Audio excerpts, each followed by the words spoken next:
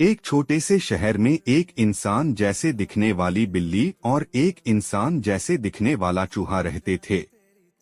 दोनों कपड़े पहनते, दो पैरों पर चलते और बात भी करते थे, लेकिन हमेशा झगड़ते रहते थे।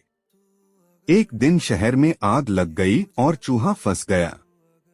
बिल्ली ने बिना देर किए उसे अपनी बाहों में उठाकर सुरक्षित बाहर निकाल लिया।